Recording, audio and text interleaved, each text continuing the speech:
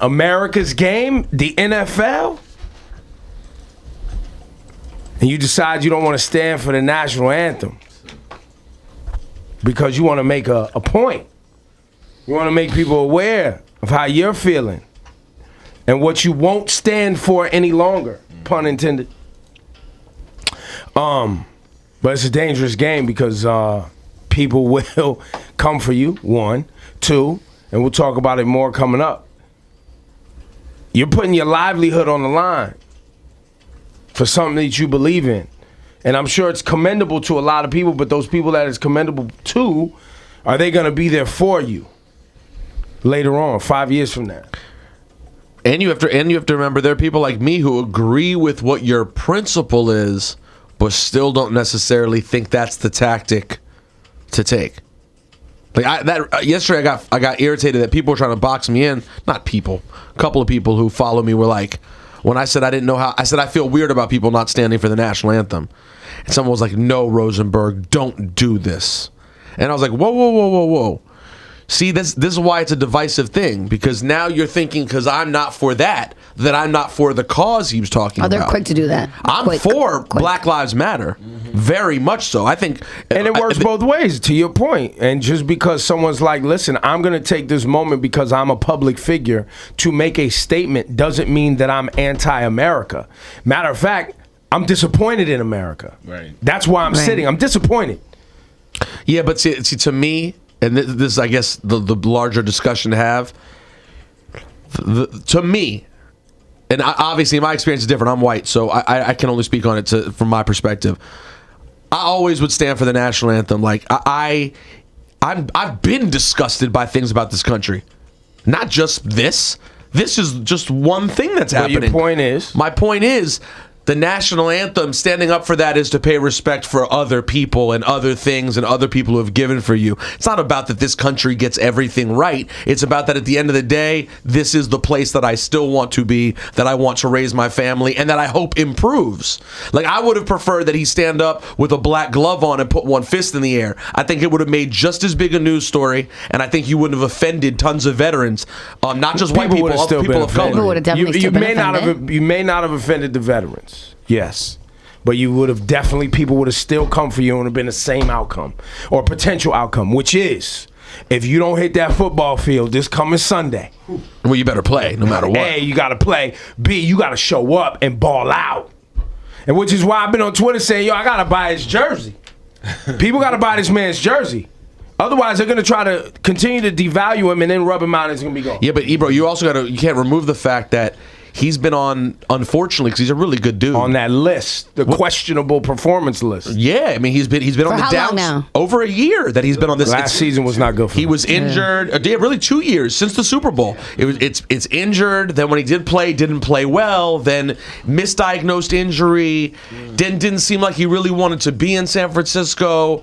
I mean, dude, he's fighting. Let's be clear. He's fighting for a quarterback job with Blaine Gabbert, who, in case you don't know, as you don't, Laura, I don't, is a bum, an NFL bum. And he's fighting for That's who he's fighting for a job with. So he's got other things to deal with from a professional standpoint as well as this. And the political business side of this, for those who are like, like myself, who support Colin, I also understand the business side. The business side is when you play for these big leagues, right? You got to not only be a person that they feel comfortable having families buy tickets and come to these games. You also got to sell jerseys and merch. That's a part of the business. Right. Which is why I keep saying I'm buying a Colin Kaepernick jersey. Because at least you can support him in that way. Because that's the only way I can support him. Right. Well, you're not going to root for the 49ers. Right, that's not going to happen. No matter what. You're going to buy the jersey. You're going to buy the jersey, but you're definitely not going to wear it. And put it in the closet. That's it. Show Take a photo on IG. You're not wearing the 49ers jersey. You're not going to wear it, no. But that's all I could do. That's all I could do to hold him down and talk and have the discussion. Well, the biggest issue is he's two things. One, he's got to continue. For the most part, I really liked what he had to say yesterday until he started talking about the election. Besides that, I liked everything else he had to say. He backed himself up well. He's got to continue to speak really well about what he's doing. You can't sound stupid after you do something that bold. No, it's going to get deeper, too. They're going to keep trying to pull you into other issues. So as long as he's prepared for that, and then most importantly for himself, he's got to play well. You know, and maybe part of it is he really cares about this issue. He doesn't know how much longer he'll be the quarterback of the 49ers, and he wanted to take advantage of it while he has the platform. That's key. So maybe that's it, you know? And it should be noted, Colin Kaepernick is of mixed race, born to a white mom, I believe a black father, adopted by 2 white parents. And there's documentaries on him, and his white parents don't necessarily understand his challenges as a black man in America. True. And it's specifically a mixed race man. So he's dealing with a lot of things that growing up being mixed race, growing up being black, growing up dealing with these challenges, and then seeing black men continuing to die at the hands of police and people not being held accountable for their actions. How old is he? 27? Something like that, 28. When I was 25, 24, 25, I used to sit. There was a time I sat for the national anthem. Wouldn't take my hat off and sat. Like and it was an issue. When you were going to a game. When I was going to games. Definitely. And definitely, and I'll say this, during 9/11, when everybody was getting patriotic around the buildings, it was an issue. I was on documents saying, listen, I love America and I love this country, but I got beef with that flag and what that flag represents for the government, not the people.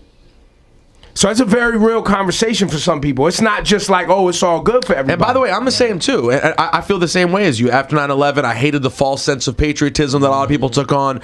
I was still critical of things that we've done as a country. I'm for all of that. I really am. You just like paying respect to the OGs that lost their lives. Listen. What do you do? Because here's my thing for Colin Kaepernick. You sit there, you decide to sit for that national anthem, and you look up, and there's a 32-year-old black veteran with his arm missing who feels the same way you do about what's happening to black men in the police. He feels the same way you do, but he went and fought for this country. Yep, that to me is really hard to not stand up for that man. That's the hard part for me.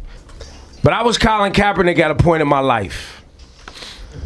You know, that point in your life when you start to realize that everything that you were raised to believe here in this country isn't quite as perfect as they made it sound.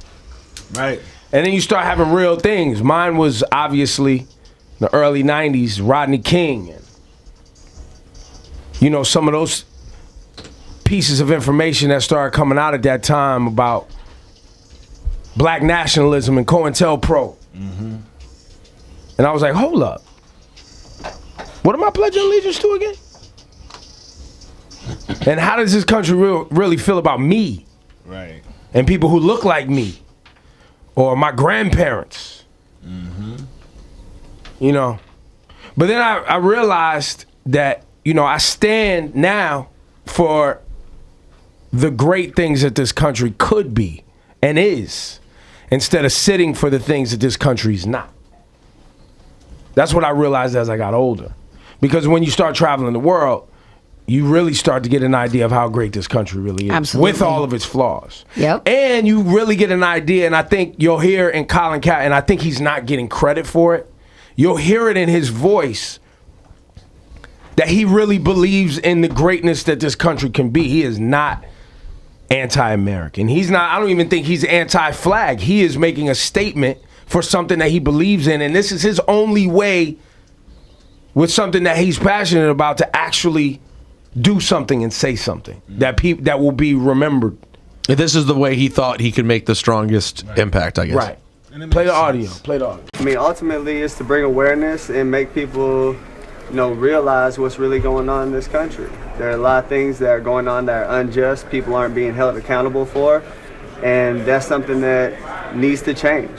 That's something that, you know, this country stands for freedom, liberty, justice for all. And it's not happening for all right now. You know, 800-223-9797, are you with Colin Kaepernick? I believe the only way we can support a guy like this and making sure he doesn't get completely smudged and erased out of the history books is to talk about it and cop a jersey. Because these players, that's part of their value. Their ability to sell tickets to the game, their ability to win games, and their ability to sell jerseys. And the NFL released a statement, right? They said that, because they said that players are encouraged but not required to stand during the playing of the national anthem. So they're basically going to be like, if that's how you feel, they're letting him rock. Yeah, Yes? and his team was very supportive too. You know, his team said that that's not, you know, he has the right to not stand up, and his teammates were supportive of him. And I mean, listen, the most important thing you got to look at for him is what is he going to do in games that He's got matter. to perform. Yeah, I mean, because they're gonna try to make an example out of him. And I'll go on record and say this: if you're the type of person, because I've been attacked by people who consider themselves patriots when I take issue with the government and with the flag, I've been that person. If you are that person, then I will go on record to say you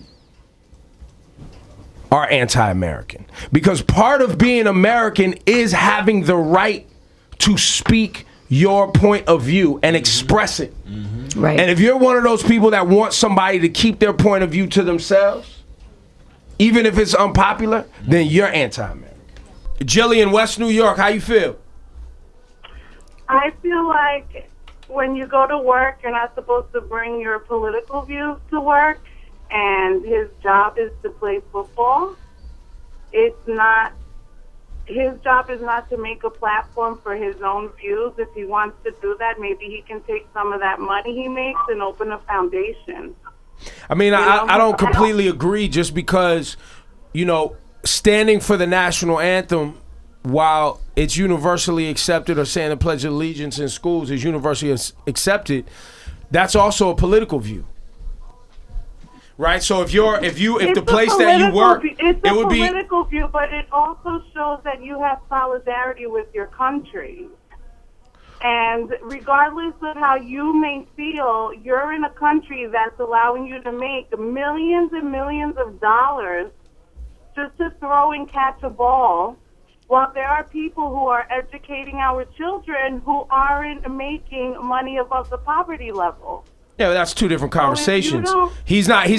First of all, they're only allowing him to do that because he's got the physical abilities to do so. He's one of the top 1% of physical specimens in the country. So it's not like his gift that his parents gave to him and that his ancestors gave to him is something that can't necessarily be duplicated. That's why they're giving him millions and millions of dollars. What he does is uncommon. His physical stature is uncommon. There's people that teach in the inner city who have the ability to get around some of these kids who are angry about their situations, and they're able to educate them. Their ancestors gave them that ability too. Yeah, facts. And But we're talking about Colin Kaepernick though. We're not talking about kids in Jersey City. We're not talking about kids in Brooklyn. We're talking about Colin Kaepernick. We're talking about somebody. We're talking about somebody who, at this time, feels like he can exercise his freedom. And I think that's something that we shouldn't. Your freedom to make money. Yes. And then when you get off of the field, if you go to an event and you don't feel like you want to stand for the national anthem, then don't. But when you go to work, you're supposed to do your job. His job is throwing the football, not standing for the national anthem. That's where. That's well, we can go back and forth on that all day. I hear what she's saying. I also hear what you're saying.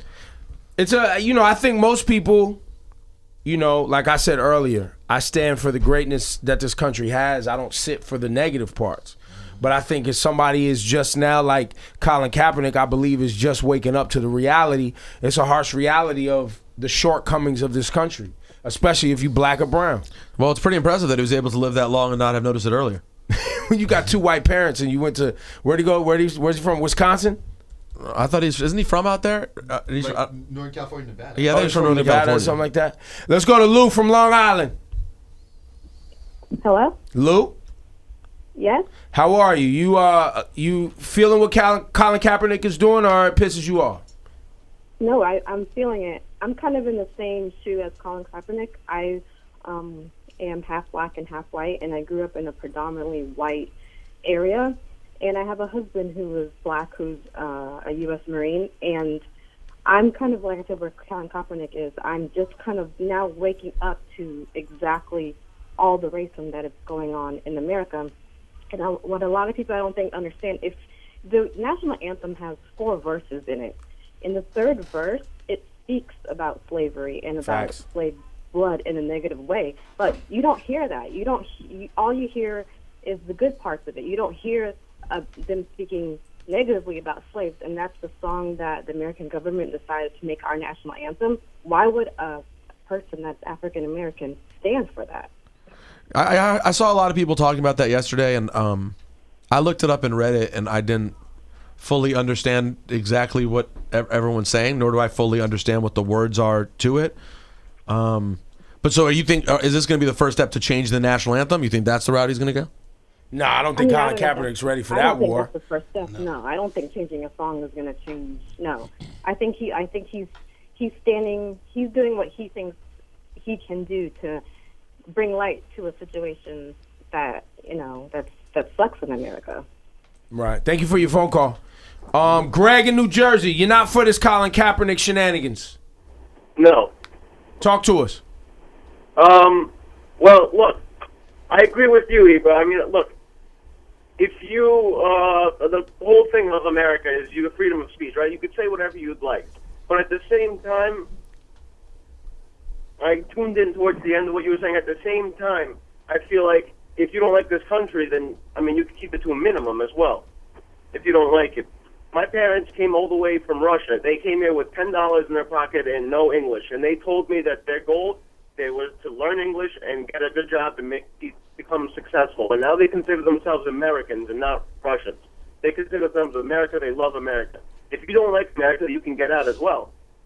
Yeah, I don't think for Colin he's on the page of not liking America. It doesn't sound like that at all. It sounds like he's disappointed in America's inability to address the issues. And, the standard for America and what our expectations are of our police, our government, our politicians is very high. We have very, very high expectations. But they put it in when they say that's part of the promo. That's part of the promo. No, it's just promo. See, we believe that part. No, but that's what I mean. That's the marketing statement. You know what I'm saying? But when it falls short of that, I find and I meet people often like Colin Kaepernick, who is 27, right? Still very young, who's like, I'm not with y'all right now. Like I need to see better things happen. And I feel like Colin, this is the only way he can bring attention to something that he's passionate about. Mm-hmm. But there are other ways he could have done it. That's my biggest thing about it. Well, a lot of ways. I mean, I'm privy to of his activity, obviously, because I know him. I'm privy to things that he does for inner city kids or schools or donations. Like he's one of those type of guys. But I don't even mean just that. I just mean in terms of making the statement. I think there are things he could have done. So you said what you like on social media? No, not social media. It could have been wearing a black glove and putting up a black fist in the air. It could have been holding a press conference immediately after the game and aligning with other players and sitting down. It could have been putting Black Lives Matter somewhere on his jersey and taking a fine for that. It could have been just putting a black strip around. Anything you do to your jersey will give you a fine, right? But he could have done many things that would have gotten attention that I think still would have involved for me. And I am not some sort of crazed patriot. I just feel a way about not standing up for the national anthem. Like, to me, if you love the country, even if you want to critique it, that's all good. You can wear a shirt that says, screw this place, I'm pissed off. But standing is like what we all do to ultimately show. I don't even like screw this place. I'd be offended by that. I don't like that. I don't like that type of talk. See, but the same way that makes you feel, that was my gut reaction to someone not standing up. I don't like that type of talk. Well, that's how people feel about sitting down to the national anthem. That is the same thing. It makes people feel like, whoa, are you American or not? Stand up. And when it's over, be like, yo, I have a lot of problems with this place. But you still stand up because it's the country you love. We know it's messed up. I think that's his only voice. I felt like it was his only voice and he knew it would get some attention. I think it's going to be tough for him to continue to sit down because he said, I'm going to keep sitting until these problems are fixed. Colin, you my G. I wish you would have texted me before this. I could have consulted you through this because you're going to be sitting for a long time. Long time. Because the day he stands up now. Well, that's going to be a story. New things to answer to. And there's always going to be new things to answer to because our country is not perfect. It's just one of the greatest on earth. Right. But it is far from perfect. And by the way, who is perfect and what country is perfect? And how is this thing that you're talking about ever going to be truly fixed to the point that he's like, all right, well, all settled now? Well, I think what he wants to see ultimately is that, in which we all agree, you've been very vocal, he said it several times, people are not being held accountable for murder. So how many times, we all agree with, well, we all agree with that. Mm-hmm. That's a huge issue. But so how many times, at what point will he say, okay, now people are being held accountable? I don't know. And that's what the watch. Because the third time it won't happen. But that's what the watch is on for now. right? That's what we all looking for. Because there's not a politician who can walk into the White House and completely change the judgment calls that a police officer makes in their daily lives while they're in action. Those are judgment calls. Sometimes it's based in racism and prejudice. Sometimes it's just white supremacy and how we're programmed socially by images that we get in this country of black men and brown men. Right? A politician can't fix that.